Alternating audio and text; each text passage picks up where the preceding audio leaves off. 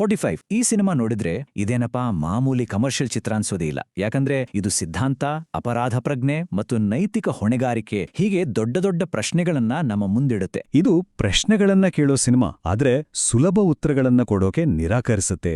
ಅಂದ್ರೆ ಇದು ಬರೀ ಎಂಟರ್ಟೈನ್ಮೆಂಟ್ ಕೊಡೋ ಸಿನಿಮಾ ಅಲ್ಲ, ಬದಲಿಗೆ ನಮ್ಮ ತಲೆಗೆ ಹುಳ ಬಿಡುತ್ತೆ, ನಮ್ಮನ್ನ ಯೋಚನೆ ಮಾಡೋ ಹಾಗೆ ಮಾಡುತ್ತೆ.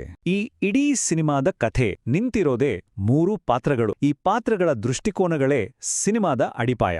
ಡಾಕ್ಟರ್ ಶಿವರಾಜ್ ಕುಮಾರ್ ಅವರ ಪಾತ್ರ, ಈ ಪಾತ್ರವನ್ನ ಸಿನಿಮಾದ ಆತ್ಮಸಾಕ್ಷಿ ಅಂತಾನೆ ಕರಿಬಹುದು. ಉಪೇಂದ್ರ, ಇವರ ನಂಬಿಕೆಗಳು ಶಿವಣ್ಣನ ಪಾತ್ರಕ್ಕೆ ತದ್ವಿರುದ್ಧ.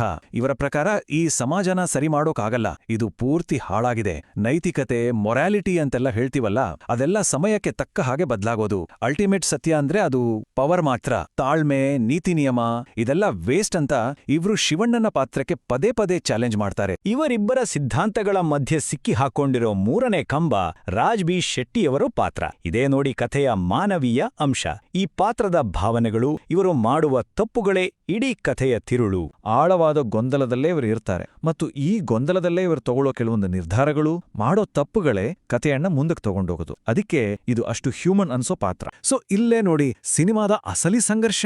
ಒಂದ್ ಕಡೆ ಆತ್ಮಸಾಕ್ಷಿ ಇಟ್ಕೊಂಡು ಅಧಿಕಾರ ಮಾಡಬೇಕು ಅನ್ನೋ ಶಿವಣ್ಣ, ಇನ್ನೊಂದ್ ಕಡೆ ಪವರ್ ಇದ್ರೇನೆ ಅಲ್ಲ ಅದೇ ಸತ್ಯ ಅನ್ನೋ ಉಪೇಂದ್ರ. ಈ 2 ಐಡಿಯಾಲಜಿಗಳ ನಡುವಿನ ಕ್ಲಾಶ್ ಇದೆಯಲ್ಲ, ಅದೇ ಈ ಇಡೀ ಸಿನಿಮಾದ ಬೆನ್ನೆಲುಬು. ಇದರ ಪ್ಲಸ್ ಏನು, ಮೈನಸ್ ಏನು? ಮೊದಲಿಗೆ ಪ್ಲಸ್ ಪಾಯಿಂಟ್ಸ್. 3 ಜನ ಹೀರೋಗಳ ಪರ್ಫಾರ್ಮೆನ್ಸ್ ಇದೆಯಲ್ಲ, ಅದ್ಭುತ.